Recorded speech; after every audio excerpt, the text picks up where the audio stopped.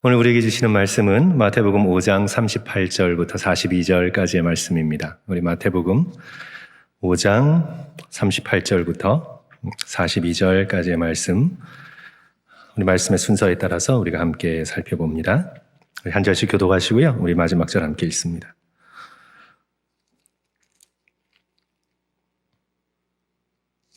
신약성경 7쪽에 있습니다. 제가 38절 읽습니다.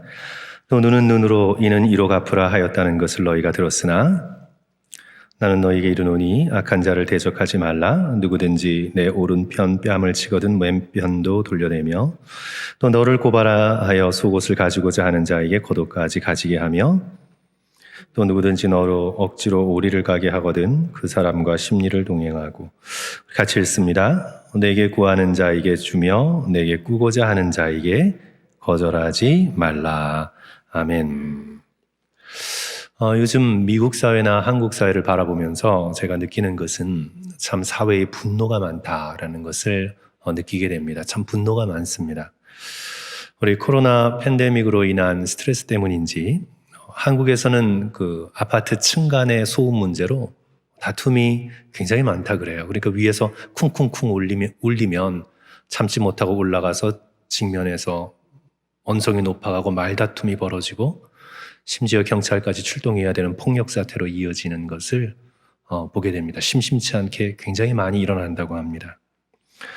얼마 전 뉴스에서 여기 로스앤젤레스의 강력 범죄가 어마어마한 비율로 증가하고 있어서 역대급으로 되어지지 않을까 그렇게 우려 섞인 기사를 본 적이 있습니다. 우리 지난해에도 우리가 폭력으로 두려워 떨었습니다. 인종차별의 문제로 또 그로 인한 흑인 폭동으로 엄청난 분노가 미국 사회에 분출되었습니다. 성도 여러분, 1월 6일에 있었던 미국의 국회의사당 폭력 사태를 성도들께서는 어떻게 보시는지요? 트럼프 전 대통령을 지지한 분들의 엄청난 분노가 있었습니다. 제가 팟캐스트를 들었는데 트럼프 전 대통령이 당선되지 못한 것에 대한 분노, 그리고 또 투표에 대한 투표가 부정투표라는 것에 대한 분노, 또 언론이 왜곡된 것에 대한 분노, 그 분노가 굉장히 많았습니다. 인터뷰를 한 한 여성은 내전이 일어났으면 좋겠다. 그렇게 얘기했어요. 대놓고 그냥 내전이 일어났으면 좋겠다. 전쟁이 일어났으면 좋겠다. 이런 발언을 서슴지 않았습니다. 성도 여러분, 인류의 역사를 돌아보면 이 인간의 집단적 분노는 언제나 폭력과 전쟁을 통해 분출되고 해소됐습니다. 그것이 인간의 폭력의 역사입니다. 우리 미국에서만도 우리 대영 제국과 식민지의 긴장과 분노가 쌓이고 쌓여서 1775년 독립전쟁이 일어났죠. 약 8년간에 걸쳐 일어났는데 그로 인해서 전쟁과 그로 인한 질병으로 인해서 죽은 사람만 25만 명이 넘습니다. 이제 100년이 조금 덜 지난 1860년 북부와 남부 사이에 긴장과 분노가 쌓이고 쌓여서 남북전쟁으로 터졌습니다. 4년에 걸친 전쟁으로 60만 명이 목숨을 잃었습니다. 이제 이런 폭력의 잔인함을 보고 이제 우린 더 이상 싸우면 안 되겠다, 말로 해야 되겠다 이렇게 하다가 또 시간이 흘렀습니다. 지금 160년이라는 시간이 흘렀습니다. 근데 이제 지금 서로에 대한 미움, 서로에 대한 분노가 쌓이고 쌓여서 내전의 이야기를 하고 있습니다. 한국의 시사저널이라는 잡지를 보니까 미국은 지금 백인과 비백인의 내전 중이다, 이런 자극적인 기사를 읽은 적이 있는데 그만큼 분노가 미국 사회에 쌓이고 쌓여 있다는 증거이죠. 흑인들의 분노, 기득권을 외국인들과 유색인종들에게 빼앗겼다고 생각하는 백인들의 분노, 서로를 향한 분노가 굉장히 심각합니다. 말씀드린 것처럼 타락한 인간은 분노를 언제나 폭력으로 해소하여 왔습니다. 그것이 우리가 창세기 4장을 보면 가인의 폭력으로 시작된 것을 알게 되죠. 자신의 분노를 주체하지 못하고 하나님께 거절당한 자신의 분노를 회개와 겸손함으로 해결한 것이 아니라 동생을 돌로 쳐 죽이는 폭력으로 해결을 했습니다. 이것이 바로 분노를 다루는 세상의 방식입니다. 오늘 우리가 함께 묵상하고 있는 산상수훈의 말씀의 배경도 그와 같았습니다. 로마 사람들과 유대인들 간의 긴장과 분노가 겹겹이 쌓여왔습니다. 로마 제국이 유대인들을 강압적으로 힘으로 지배하죠. 식민지로 삼았습니다. 그리고 유대 민족주의자들은 로마 사람에 대한 분노와 원한을 품고 그 로마의 정권의 하수인으로 있는 사람들을 암살해 가면서 그렇게 정치적인 테러를 자기 나름대로는 독립운동을 일으켜왔습니다. 그래서 시간만 무르익으면 언제라도 반란을 일으킬 부글부글하게 끓는 상황 가운데 예수 그리스도께서 메시아 운동을 일으키십니다. 이런 상태 속에서 유대인들이, 예수님 당시의 유대인들이 메시아인 예수님께 바라는 것은 성도 여러분 무엇이었을까요? 당신이 메시아고 또 능력 있는 그리스도면 이제 정치적 군사적인 힘을 모아서 예루살렘으로 진격하고 전쟁을 일으켜 로마의 식민지에서 우리를 해방시키는 것. 대중의 지금 들끓고 있는 분노를 잘 이용해서 권력을 잡고 로마를 힘으로 폭력으로 몰아내는 그런 메시아를 원했습니다. 그것이 예수님을 따르는 사람들의 분노에서 표출된 메시아를 향한 기대였습니다. 실제로 예수 그리스도 전후에 자칭 메시아라는 자들이 여럿 일어나서 로마에 대한 반란을 일으켰다가 잔인하게 진압이 되죠. 이제 이런 대중의 기대 속에서 이제 예수께서 앞으로 메시아 사역을 하실 텐데, 우리가 이제 마태복음 쭉 읽어나가시면, 복음서 읽어나가시면 예수님께서 공생애로서 메시아 사역을 하시잖아요. 도대체 예수 그리스도께서는 앞으로 어떤 메시아 사역을 할 것인가? 이제 그걸 밝히는 것이 메시아 헌장과 같은 팔복으로 시작되는 산상수훈입니다. 그래서 5장 팔복에서부터 7장 모래 위에 반석 위에 쌓은 집의 비유에 담겨 있는 산상수훈의 말씀을 읽어보면 이제 예수 그리스도께서 시작하실 메시아 왕국, 메시아의 나라가 어떤 것인지, 또 그 나라를 따라오려는 자들은 어떤 태도를 갖추어야 하는지, 그것이 바로 산상수훈의 말씀입니다. 이제 이런 배경 속에서 예수 그리스도께서는 폭력과 분노의 문제를 어떻게 다루고 계실까? 그것이 바로 오늘 저와 여러분이 읽은 본문 말씀이죠. 오늘 본문에서 예수 그리스도께서는 어떤 한 행동을 다루시는 것이 아니라 예수 그리스도께서는 언제나 그러셨습니다. 저와 여러분의 마음을 다루십니다. 예수 그리스도께서는 언제나 마음에 관심을 가지셨습니다. 사람의 겉모습, 외식하는 종교적인 모습, 그 사람이 입고 다니는 옷, 타고 다니는 차, 사는 집, 그 사람이 누리고 있는 권력, 그 사람의 외모, 그 사람의 건강, 예수 그리스도께서는 그것은 안중에도 없으셨습니다. 예수 그리스도께서 언제나 주목하시는 것은 인간의 마음이고 저와 여러분의 영혼입니다. 옷으로 가려져 있고 우리들의 사회적인 예의라는 것과 우리들의 어떤 사회적인 어떤 그런 매너라는 것 속에 가려져 있는 우리의 마음의 깊숙한 곳, 바로 그곳에 예수 그리스도께서 주목하고 계시고 바라보고 계시는 거죠. 그래서 오늘 말씀뿐만 아니라 산상수훈의 말씀을 성도 여러분들께서 쭉 읽어 나가시면서 예수 그리스도께서는 결코 어떤 한 행동의 율법 조항을 다루고 있는 것이 아니다라는 걸 꼭 기억하셔야 합니다.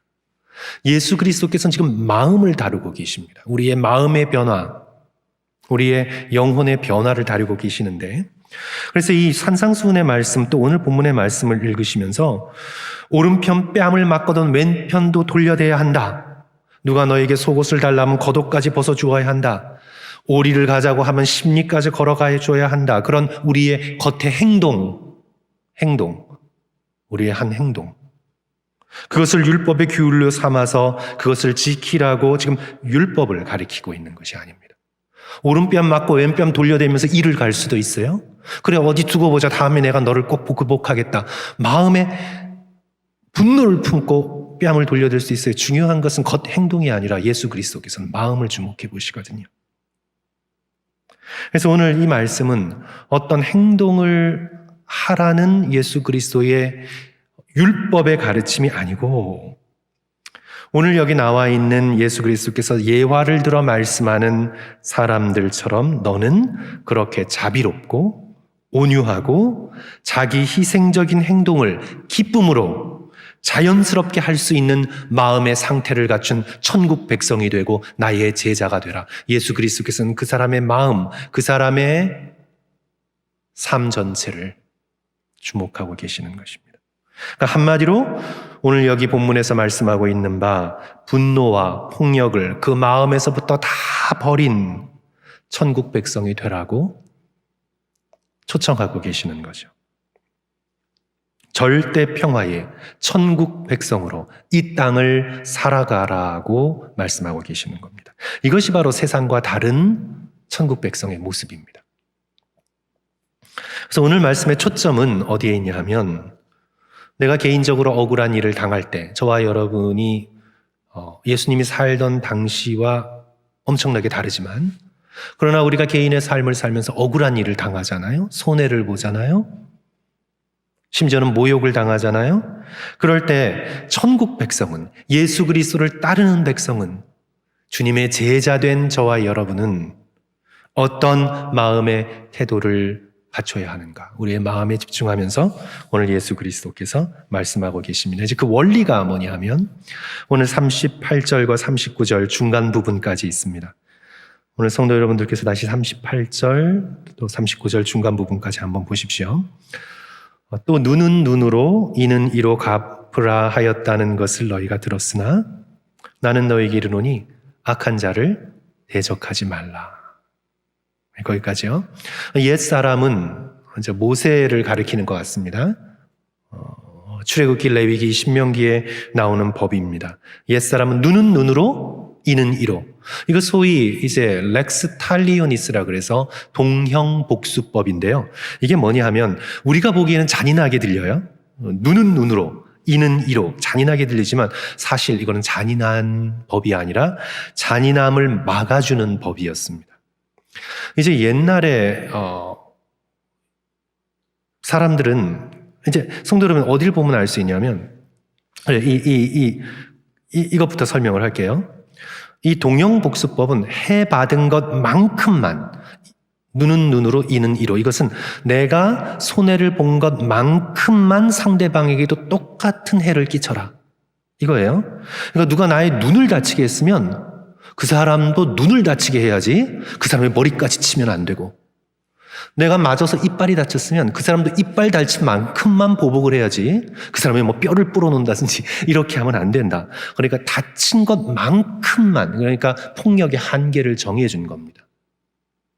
오늘 현대적인 입장에서 보면 잔인하게 들리지만 고대 세계의 사회에서 보면 그것은 잔인함을 막아주는 법이에요. 우리가 창세기 4장을 보면 라멕이 이렇게 말을 하잖아요. 4장 23절 라멕이 아내들에게 이르되 아다와 실라여 내 목소리를 들으라. 라멕의 아내들이여 내 말을 들으라. 나의 상처로 말미암아 내가 사람을 죽였고 나의 상함으로 말미암아 소년을 죽였도다. 지금 이 라멕은 폭력의 대명사입니다.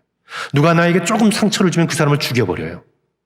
누가 나에게 부상을 입히면 그 사람을 없애버립니다. 이런 지나친 폭력, 이런 폭력을 제한하기 위하여 눈에는 눈에만, 우리는 좀 잔인하게 들리지만 이빨에는 이빨만, 이런 동형복수법이 제정이 된 것입니다.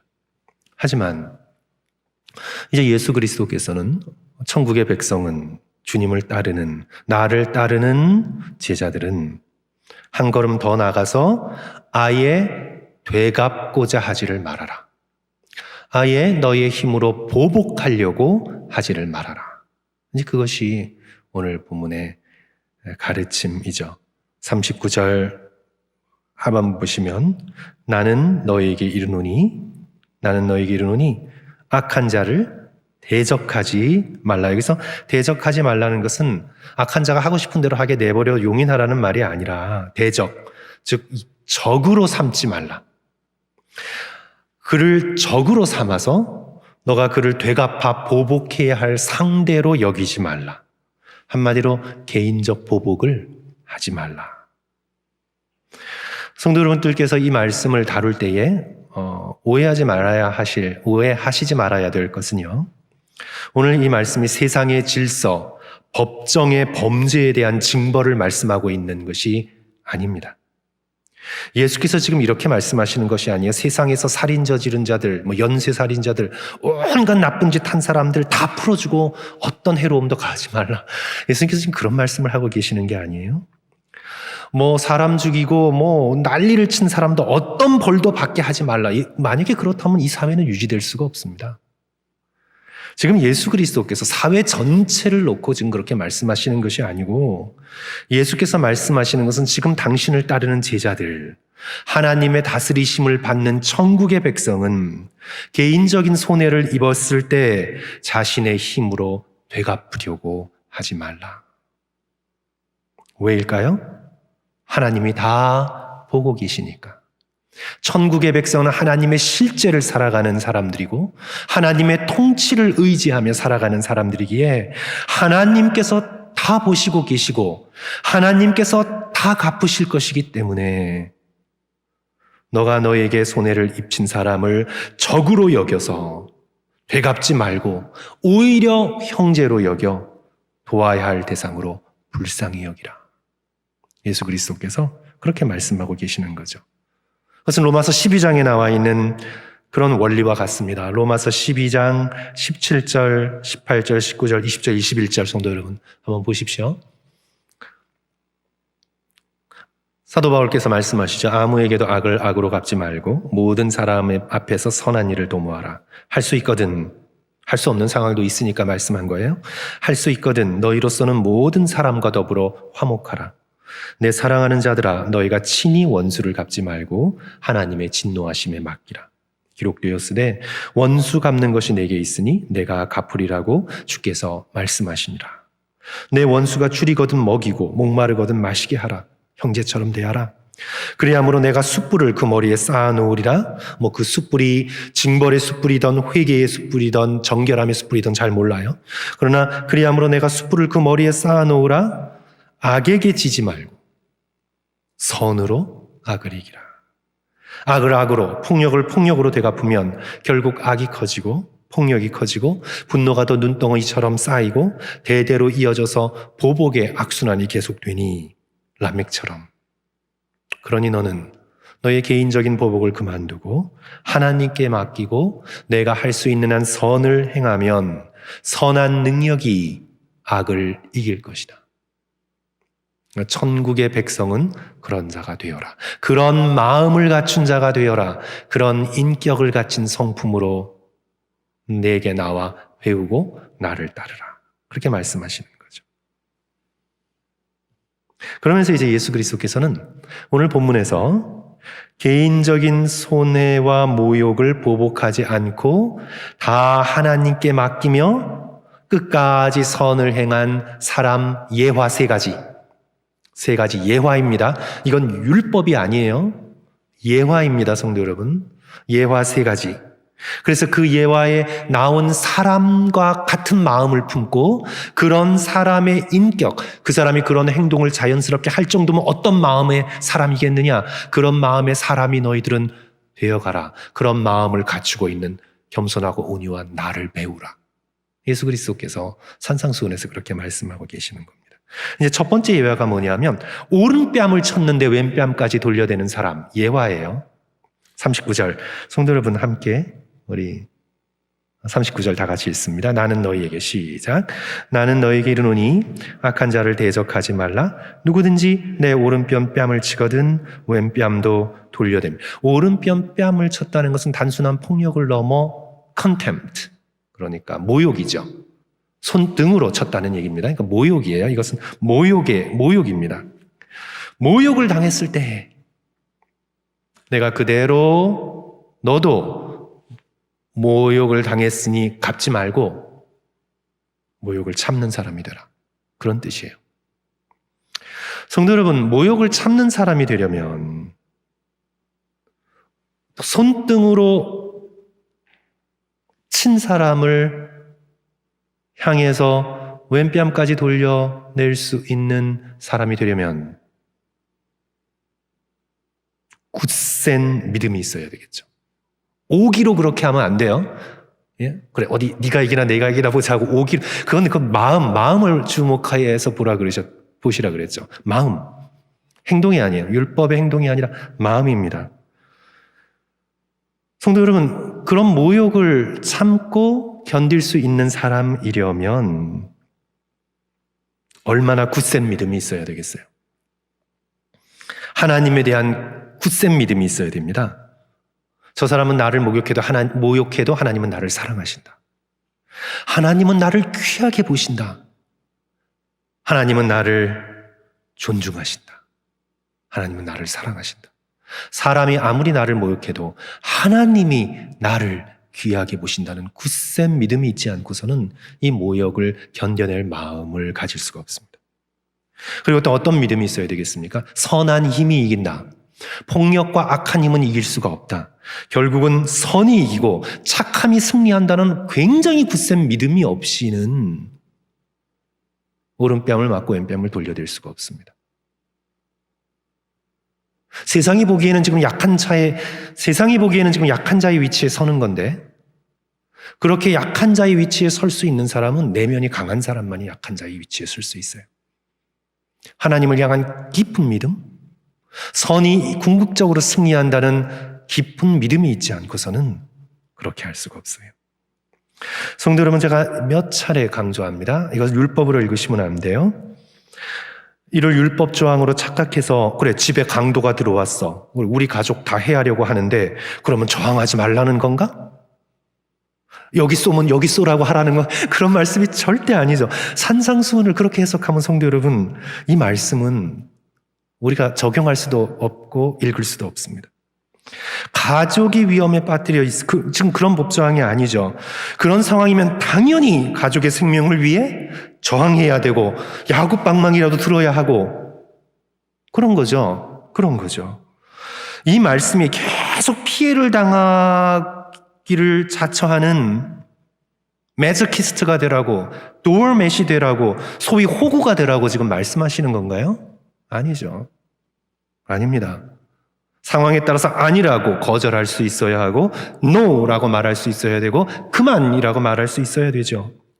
이 말씀은 내게 해를 끼친 사람에게 내가 분노의 감정으로 보복하거나 화를 내어 되갚으려고 하지 말아라. 그런 마음을 지닌 나를 따르는 분노의 마음이라고는 다 쏟아버린, 보복하려는 마음이라고는 다 하나님께 내어드린 나를 따르는 그런 제자가 되라. 상대가 나의 헛소문을 퍼뜨렸어요. 그러면 나도 같이 헛소문을 퍼뜨릴까요? 그러지 말고 분노를 가라앉히고 하나님을 바라보고 오히려 그 사람을 불쌍히 여길 수 있는 그런 사람이 되어라. 분노를 버린 사람, 내 마음속에 분노가 하나라도 남아있지 않은 사람, 나의 억울함을 다 하나님께 풀어버리는 사람, 너는 그런 사람으로서 나를 따르라. 이것이 오늘 우리에게 주시는 말씀이죠. 이제 둘째 예화 보십시오. 이 둘째 예화는요, 어떤 사람이에요? 속옷을 달라고 하는데 겉옷까지 벗어주는 사람이에요. 40절 우리 다 같이 한 목소리로 읽습니다. 시작. 또 너를 고발하여 속옷을 가지고자 하는 자에게 겉옷까지 가지게 하며.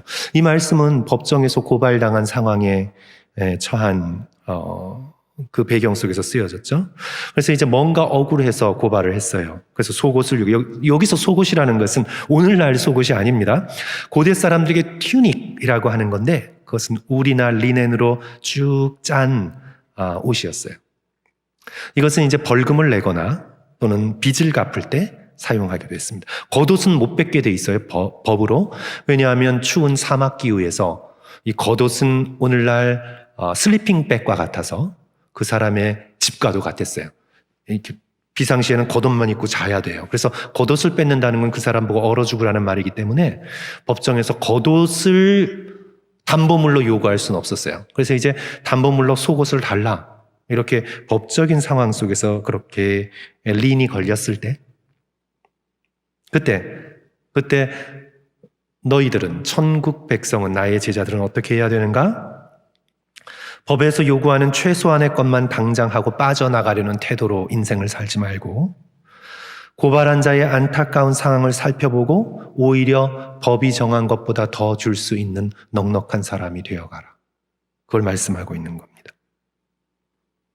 법에서 속옷을 내어놓아라 했을 때 그 사람의 처한 상황을 고려하여 거둣까지 줄 수 있는 그런 계산을 뛰어넘은 넉넉한 사람으로 인생을 살아가라. 그렇게 말씀하고 있는 거예요.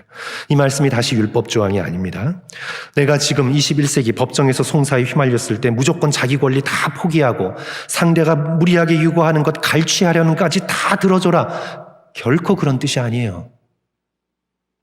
상대가 나에게 손해를 끼치고 오히려 나를 뒤집어 씌우고 소위 나에게 한 건 잡으려고 한다면 정확하게 시시비비를 분노 없이 공정하게 잘 가려야죠. 하지만 상대가 입은 손해가 있어요. 또 상대의 상황이 어려워요. 그러면 법에서 요구하는 것보다 더할 수 있는 긍휼한 마음을 가져라.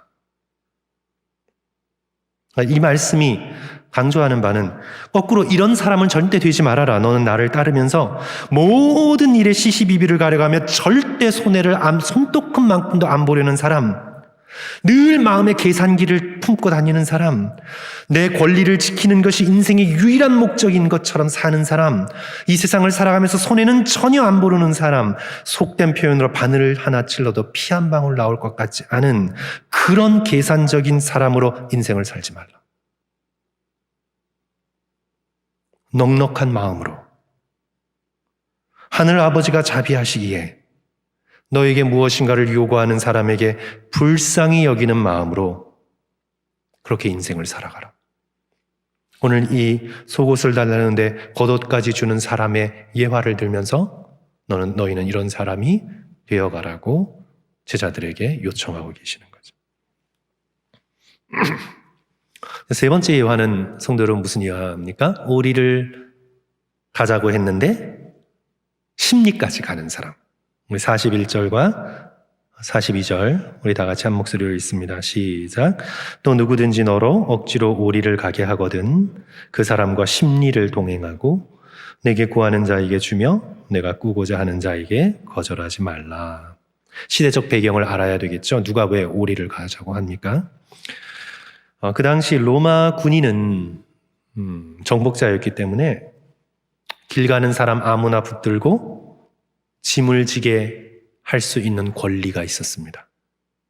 대표적인 예가 예수님의 십자가를 대신 지고 간 구레네 사람 시몬이죠. 너 와서 십자가 대신 져 하면 지고 가야 했습니다. 로마 군인 경찰과 같았기 때문에 피정복민인 유대인들을 부릴 수 있는 그런 권리가 있었는데 면리까지만, 오리까지만, 그 이상은 하면 안 돼요. 오리까지만 요구할 수가 있었습니다. 이런 상황 속에서 너희들은 그런 요구를 당했을 때 심리까지 갈 마음을 가진 자가 되라. 오리가 끝났다고 탁 내려놓고 손 털고 됐지 그리고 뒤돌아서는 그런 사람이 되지 말고 관리나 경찰의 요구를 기꺼운 마음으로 심리까지 갈 수 있는 마음, 그런 마음으로 나를 좇으라. 나를 배우라. 요구받는 것 이상을 할 수 있는 마음. 성도 여러분, 이거 굉장히 중요한 겁니다. 내가 요구받는 것 이상을 할 수 있는 마음. 선생님이 학교에서 학생을 가르칠 때도 나는 수업 시간 끝났어. 탁탁 이게 아니라 요구받는 것 이상의 마음을 품고 그 학생들을 돌보고자 하는 마음. 일터에서도 마찬가지예요. 그런 마음. 내가 요구받는 것보다 좀 더 하겠다는 마음.